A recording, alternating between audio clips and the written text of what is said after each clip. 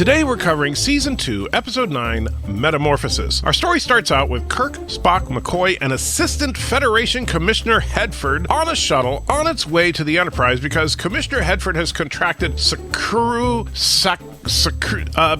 space COVID and needs immediate treatment. However, apparently immediate treatment means leave the Enterprise somewhere else and send a slow shuttle to go get her, then come back. No rush. Well, the strange energy creature forces the shuttle to land on a mysterious asteroid. So there's nothing I can do about it. Then I insist you make your scheduled rendezvous with the Enterprise.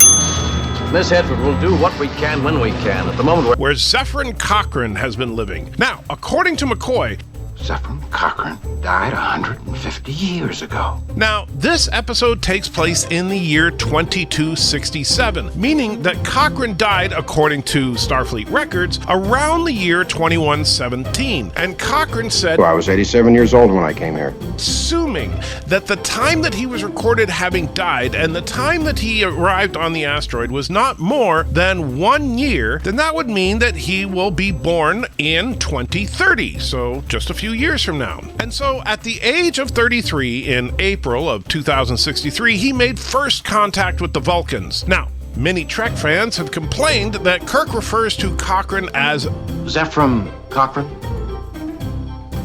of Alpha Centauri, the discoverer of the space warp.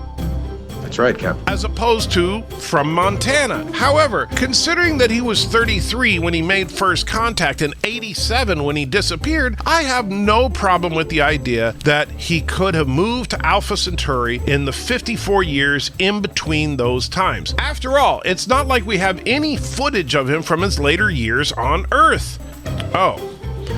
Well, I guess he could have just been visiting. No problem. Actually, I don't even really have that much of a problem with that. My problem is that this is 33-year-old Zefram Cochrane. And if he looked like that at 33, how the did he survive to be 87 in the first place? Cochrane has been kept alive and young by the energy being, which he calls the Companion. The Companion will not let Kirk and the rest leave because Cochrane needs other humans around. This means that Commissioner Hedford is as good as dead since she needs to get the urgent no-rush treatment from space COVID.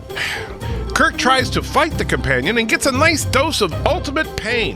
So he then tries to communicate with it and finds out that the Companion is in fact female and loves Cochrane.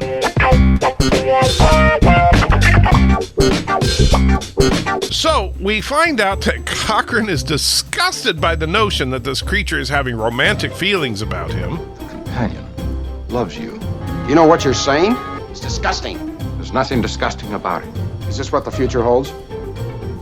Men who have no notion of decency or morality? So, straight-laced, social conservative, yep, that sounds like Zefram Cochrane, all right. Why did you build that translator with a feminine voice?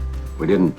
But I heard The idea of male and female are universal constants, Cochrane. There's no doubt about it, the Companion is female. Well, Commissioner Hedford dies, and right when she does, the Companion enters her body and keeps her alive, and now Cochrane's okay with it.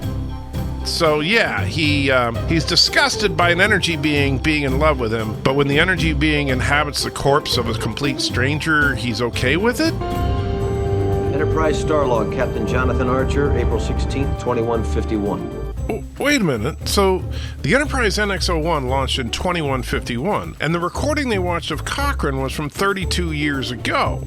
Rather than quoting Dr. Cochrane, I think we should listen to his own words from the dedication ceremony for the Warp 5 complex 32 years ago.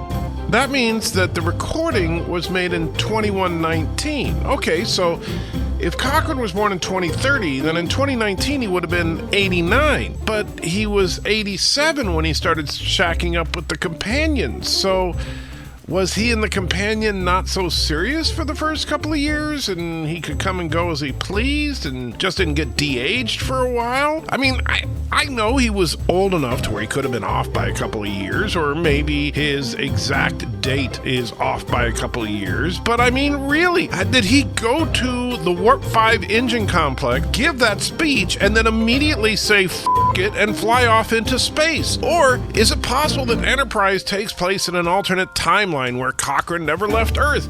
I'm just so confused about all this.